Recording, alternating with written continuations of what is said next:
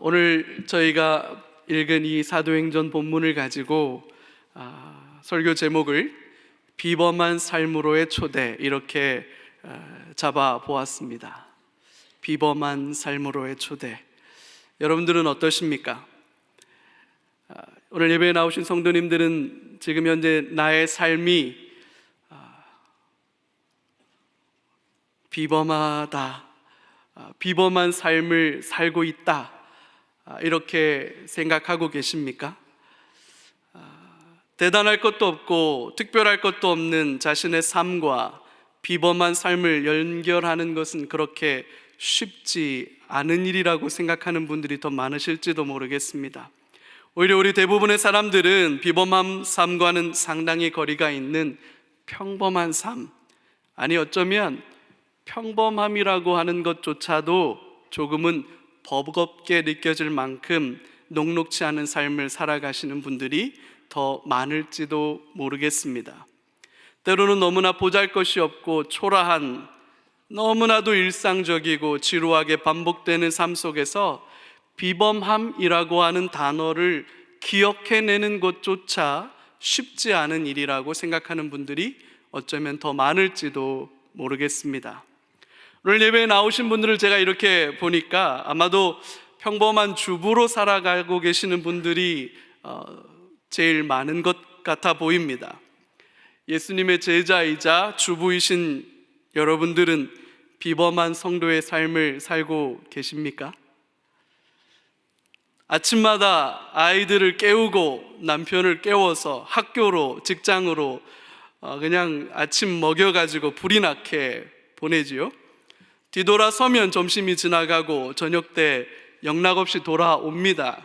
제일 어렵다는 질문, 오늘 저녁은 뭐 먹지?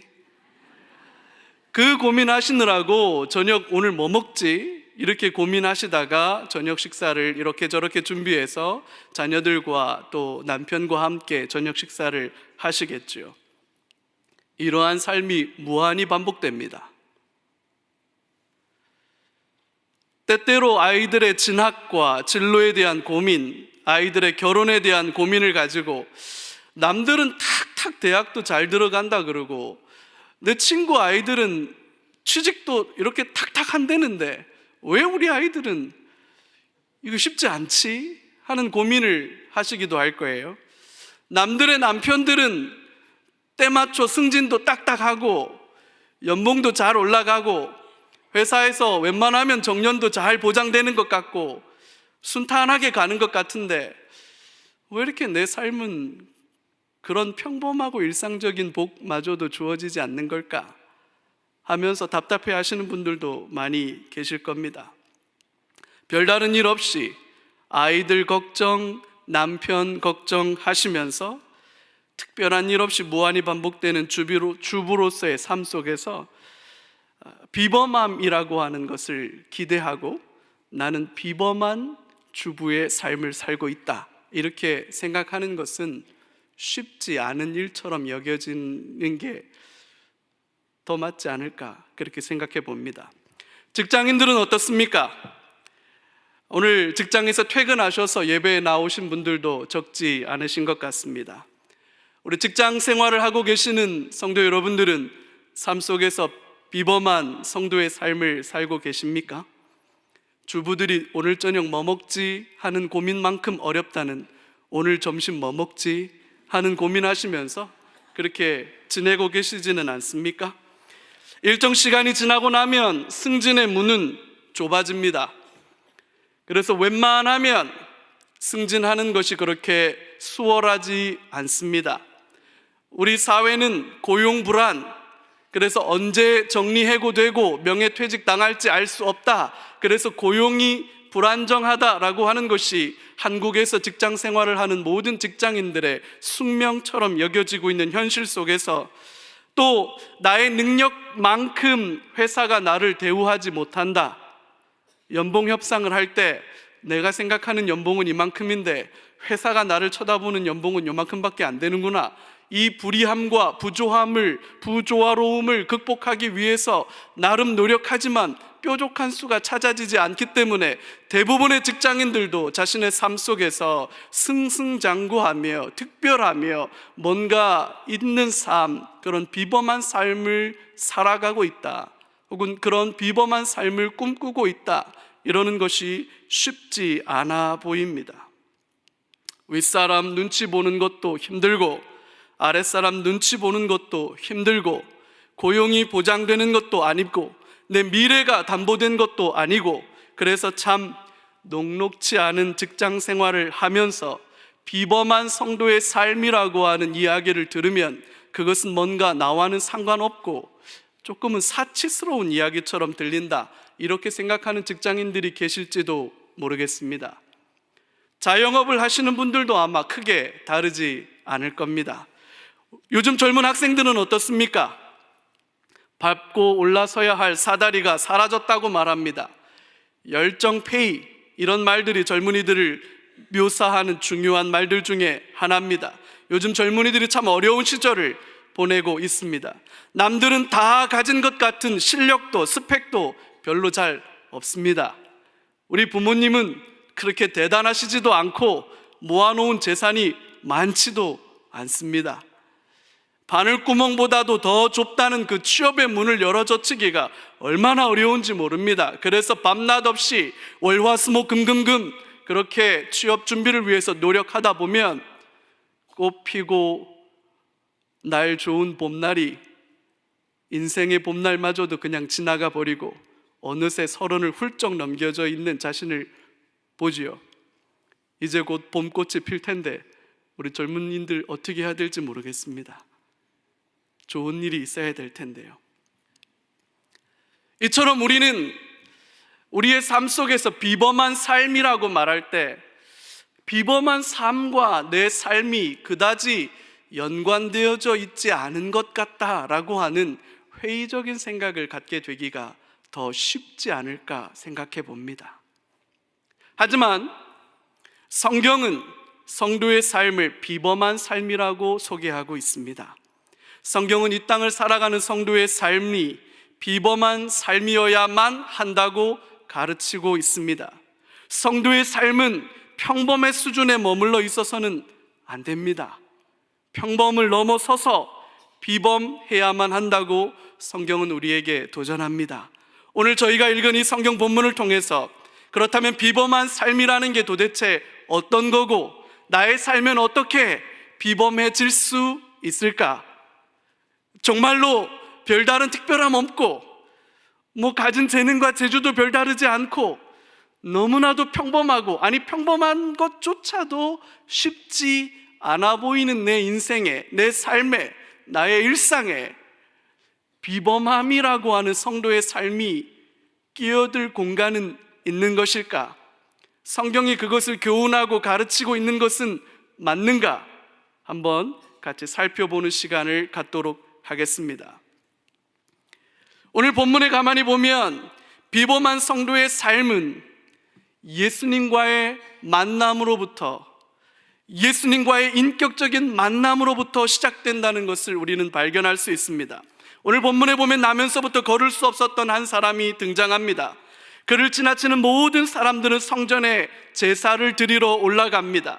희생제사를 드리고 화목제사를 드리면서 하나님의 임재를 경험하고 하나님이 베풀어 주시는 은혜를 경험해서 오늘 하루를 살아낼 수 있는 영적인 힘을 공급받습니다. 그러나 오늘 등장하는 이 사람은 나면서부터 선천적인 장애를 안고 있었던 사람이고 성전 문 앞에까지는 가지만 성전 안에 들어가지 못하는 하나님의 임재로부터 소외된 삶을 살고 있는 사람입니다.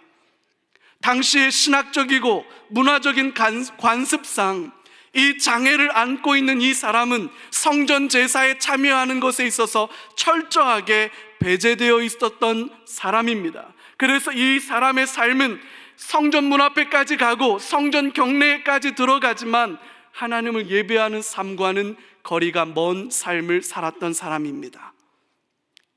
본인 스스로도 성전 문 앞에까지 가서 구걸하는 인생을 살면서도 한 번도 나에게도 하나님의 임재가 있었으면 좋겠다, 나도 하나님의 은혜 가운데 들어갔으면 좋겠다 하는 내적 갈망과 열망의 모습을 보여준 적이 없습니다. 그저 당연한 것처럼 하나님과는 상관없이 예배하는 자들의 그 얄팍한 동정심에 기대어서 하루하루를 살아내는 것만으로 만족하는 삶을 살아가던 사람이었습니다. 그랬던 이 사람에게 오늘 베드로를 통해서 나사렛 예수 그리스도의 이름으로 일어나 걸으라 라고 하는 이 너무나도 단순하고 명료한 명령 앞에 일어나 뛰어 걷게 되는 역사가 벌어집니다. 여러분, 기적은 이 선천적인 장애를 안고 있던 이 사람이 그 장애를 딛고 일어섰다는 데에 있는 것이 아니라고 저는 생각합니다. 진짜 기적은 하나님을 예배하는 예배로부터 소외되었던 이 사람이 비로소 성전 안으로 들어가기 시작했다는 것이고, 하나님을 소리 높여 찬양하기 시작했다는 것에 저는 그것이 진짜 기적이라고 생각합니다. 하나님의 임재로부터 소외되어 있었던 사람, 하나님을 예배할 수 있는 가능성마저도 차단되어 있었던 사람, 그래서 성전 경내에 나아가지만 하나님과는 상관없는 삶을 살면서 참 초라하고 참 모자란 인생을 살아갈 수밖에 없었던 이 사람에게 오늘 예수님을 인격적으로 만나는 기적이 일어난 것입니다. 그의 발에 힘이 생겨서 뛰어 일어난 것보다도 수도 없이 많은 사람들이 수도 없이 많은 날 동안 경험했던 하나님을 만나고 예수 그리스도를 인격적으로 만나는 은혜를 이 사람은 오늘에서야 비로소 경험하고 있다는 것입니다. 오늘 우리는 이 아름다운 안아주심의 본당에서 하나님을 예배하고 있습니다. 교회를 섬기는 목회자 중에 한 사람으로서 누구라도 이 예배당 안에 들어오실 때마다 강력한 하나님의 임재에 사로잡혀서 복음의 감격과 하나님의 사랑과 하나님의 은혜에 대한 기쁨으로 눈물을 흘리며 찬양하고 감격스럽게 기도하고 하나님의 은혜에 사로잡히게 되는 은혜가 우리 모두에게 있어지게 되기를 기도합니다. 그러나 단지 이 물리적인 공간 안에 있다는 것만으로 하나님의 임재를 경험하는 것을 담보하는 것은 아닙니다. 교회 안에도 잃어버린 사람들이 있을 수 있습니다. 예수님과 상관없이, 예수님과의 인격적인 만남 없이 그저 종교적인 관습을 따라 교회당을 출입하는 분들이 있을 수 있다는 말입니다. 그저 성전뜰만 밟고 지나다니는 삶이지요. 이것은 성도의 삶이 아닙니다. 참된 성도의 삶은 예수 그리스도와의 인격적인 만남을 통해서 비로소 시작되는 것입니다. 예수님과의 인격적인 만남을 가진 성도의 삶은 선천적인 장애를 극복하고 뛰어 일어나 춤추며 하나님을 찬양하고 있는 오늘 저희들이 읽은 이 본문의 사람처럼 그 자체가 비범한 삶이 되는 것입니다. 비범한 삶과 나의 삶이 잘 연결되지 않는다,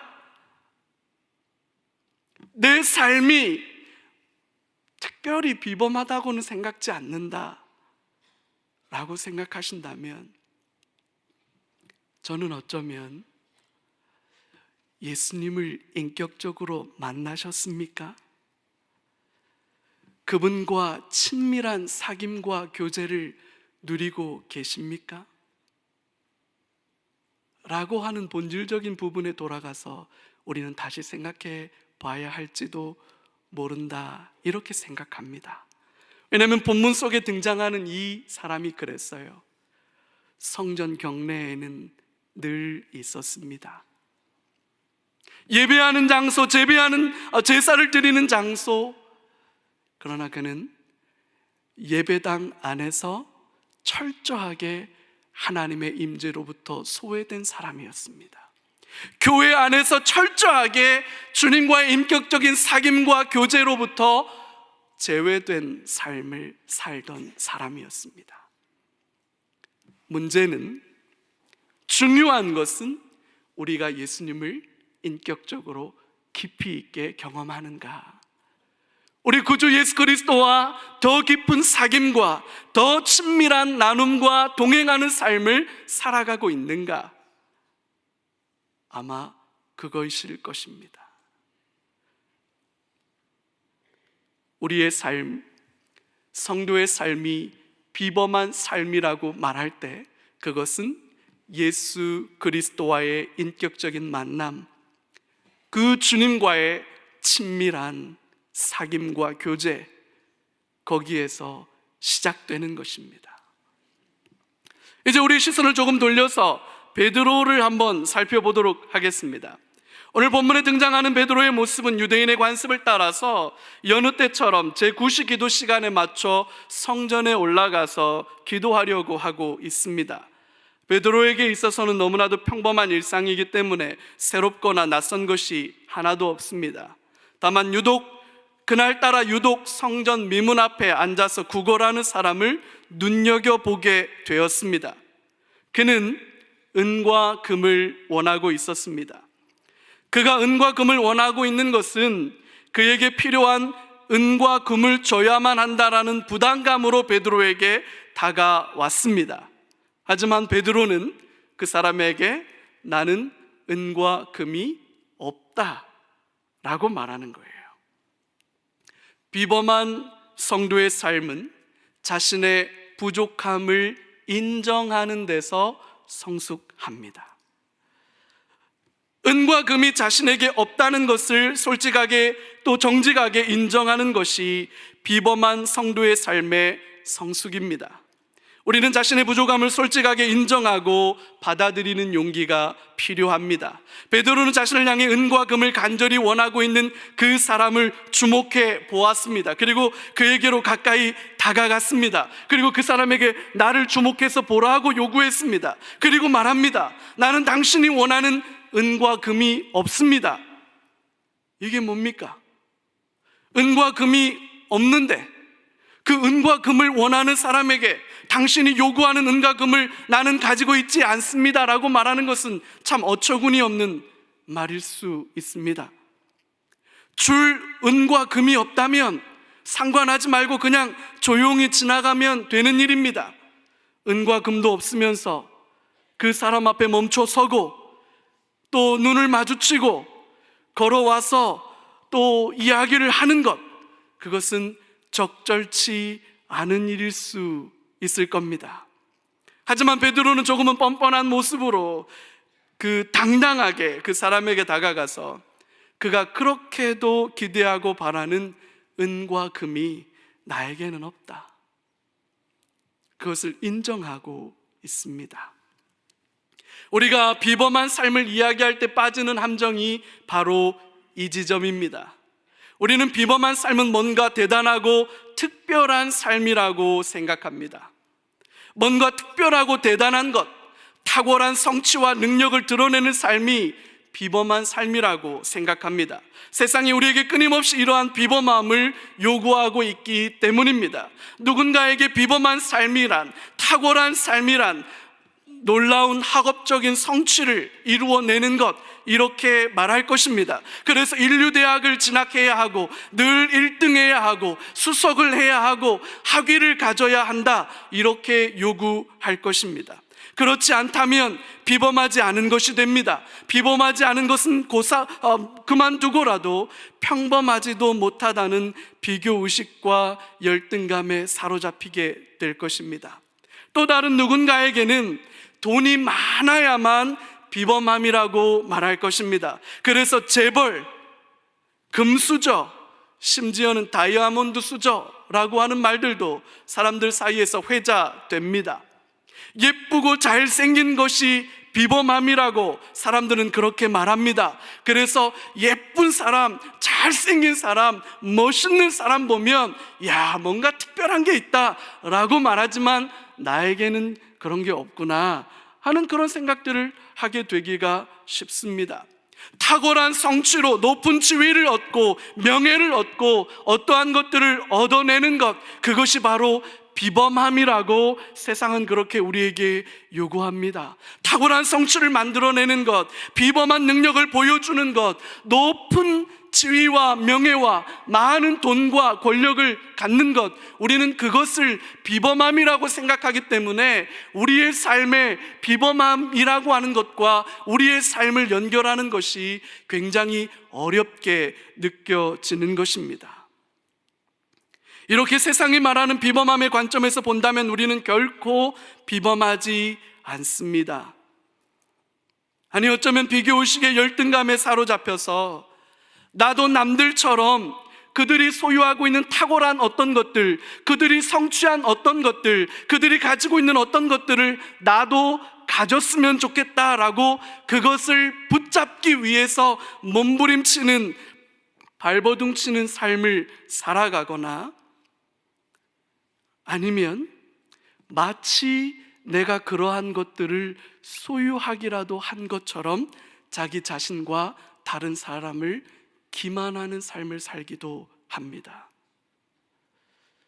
때때로 이마저도 여의치 않으면 이 모든 탁월한 성취와 어떠한 것들과 등을 돌린 채 소심한 자기 함몰의 상태에서 무기력과 절망의 상태에 빠져들어서 비범함을 포기하고 살아가는 자기 자신을 애써 합리화하는 삶을 살아가기도 합니다. 그러나 진정한 성도의 비범한 삶은 나에게 은과 금이 없다는 것을 솔직하게 인정하는 것입니다. 이것이 성숙입니다. 나 자신이 내가 가지고 있는 학벌이 그다지 대단스럽지 않다는 것을 애써 외면하거나 숨기려고 힘겨워하는 것이 아닙니다. 그래, 맞습니다. 나는 그렇게 탁월한 학업적 성취를 이루어낸 사람이 아닙니다. 나는 조금 부족한 사람입니다 라고 하는 것을 인정하고 받아들이는 것이 비범한 성도의 성숙인 거예요.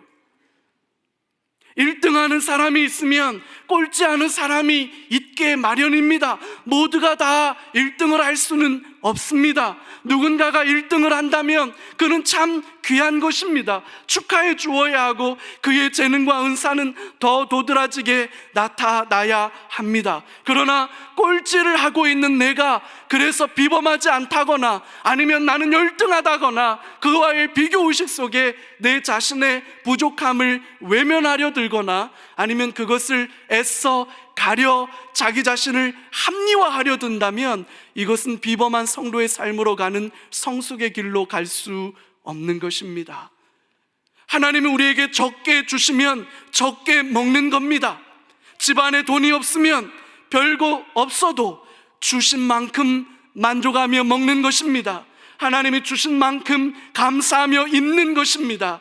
부모님이 보잘것없고 부모님의 배경이 그리 대단하지 않아도 그것 때문에 좌절하거나 낙심하지 않는 것입니다. 내가 가지지 못한 것, 나에게 없는 것, 그것에 집중하면 우리의 삶은 결코 비범함으로 나아갈 수 없습니다. 없는 것에 연연해하지 마십시오. 스펙이 없습니까? 그것 때문에 비범한 삶을 살 수 없는 것이 아닙니다. 나에게 학벌이 그렇게 대단하지 않습니까? 괜찮습니다. 그것 때문에 비범한 삶을 살지 못하는 것이 아닙니다. 건강하지 못합니까? 키가 크지 못합니까? 잘생긴 외모를 갖지 못하셨습니까? 괜찮습니다. 성도의 비범한 삶이란 그런 것과 연결되어져 있는 것이 아닙니다. 베드로는 자기에게 은과 금이 없다는 것을 알았습니다.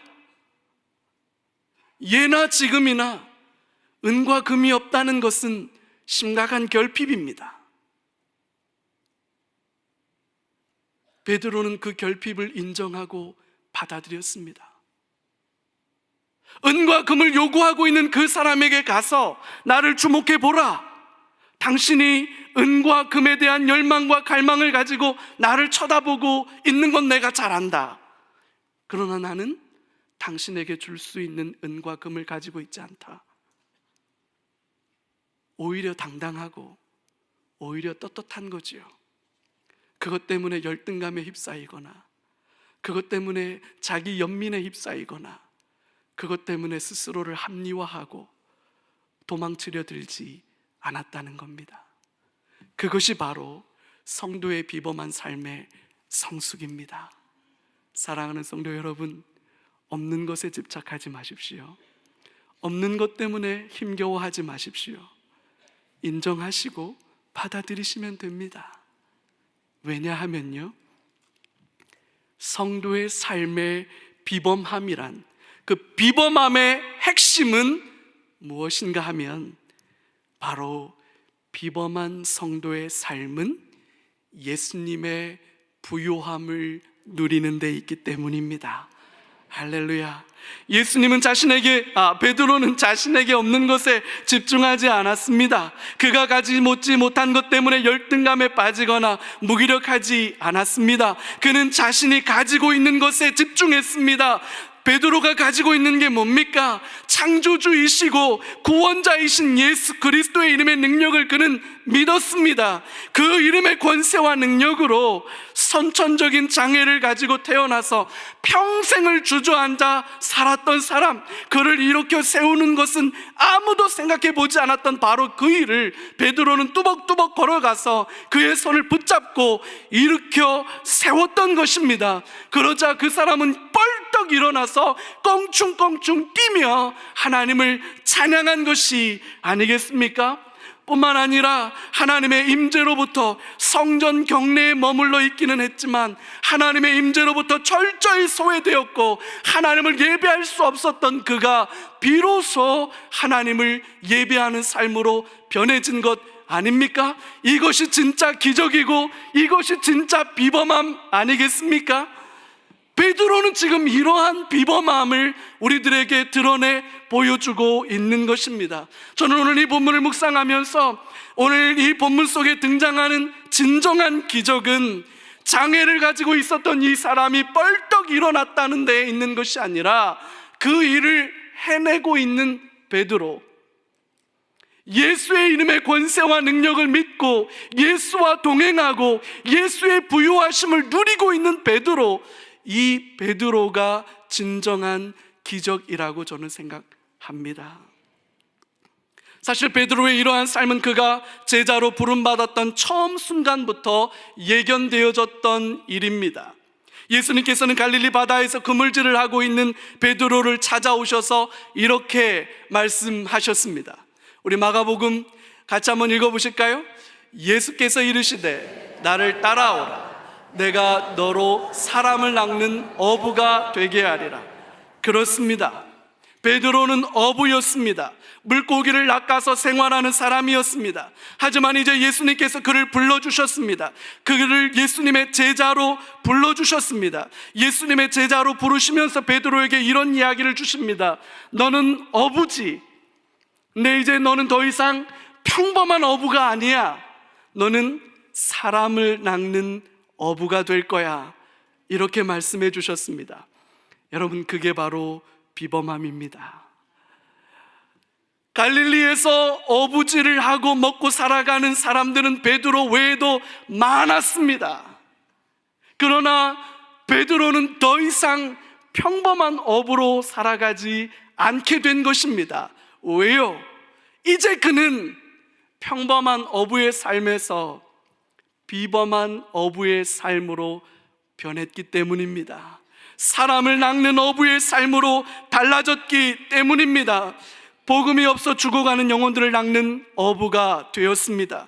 그리고 이러한 베드로를 향한 우리 주님의 초대는 사실 이 자리에 있는 저와 여러분 모두를 향한 초대로 확대되었다는 사실을 믿으시기 바랍니다. 우리 모두는 예수 그리스도의 이름으로 비범한 삶을 살도록, 우리가 서 있는 삶의 자리에서 주부이십니까?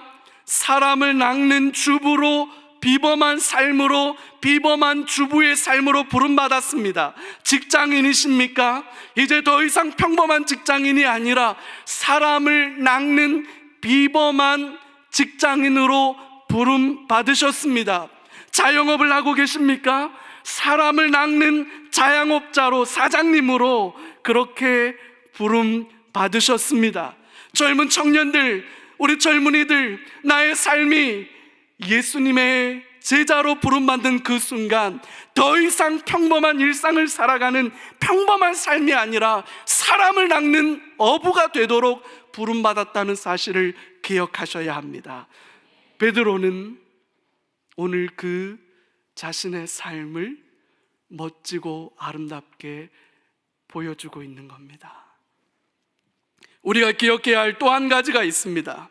예수님은 자신에 대한 온전한 신앙 고백을 한 베드로를 향해서 이렇게 말씀하셨습니다. 우리 마태복음 16장 말씀인데요, 같이 한번 읽어보실까요?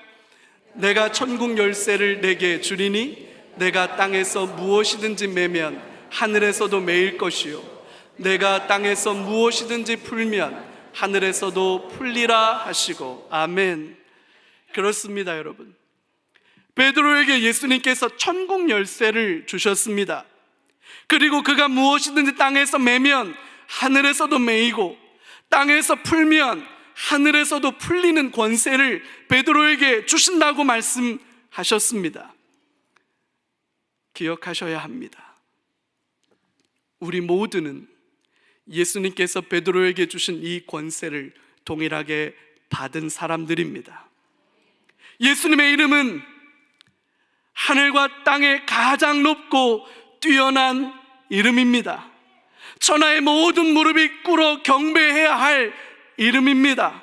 모든 입이 주로 시인해야 할, 고백해야 할 이름입니다. 이 불의하고 죄 많은 세상에 살아가면서 예수님과 친밀하고 깊은 인격적 교제를 누리며 예수님의 이름을 붙들고 사는 성도의 삶이 어떻게 비범하지 않을 수 있겠습니까? 예수님을 믿으십니까? 예수님을 인격적으로 만나셨습니까? 예수님과 깊은 교제와 사귐을 누리고 계십니까? 그러면 저와 여러분은 이미 비범한 성도의 삶, 비범한 주님의 제자의 삶을 살고 있는 것입니다. 우리는 우리가 붙들고 있는 나사렛 예수 그리스도의 이름이 얼마나 위대하고 뛰어나며 능력 있으시며 대단한지 알아야 합니다. 은과 금 가지고 나의 열등감을 삼으면 안 됩니다. 내가 가진 스펙 때문에 내 삶이 별 볼 일 없다라고 생각하는 것은 참 믿음 없는 모습입니다. 내가 이룬 어떤 성취 때문에 내 성취가 별 볼 일 없고 내가 맡고 있는 일들, 역할이 별 볼 일 없어서 내 삶은 그저 그렇다고 말하는 것은 우리 예수님을 무시하는 처사입니다. 우리 예수님을 인정하지 않는 불신앙입니다. 예수님이 누구십니까? 그분은 하나님 아니십니까? 그분이 구원자 맞습니까?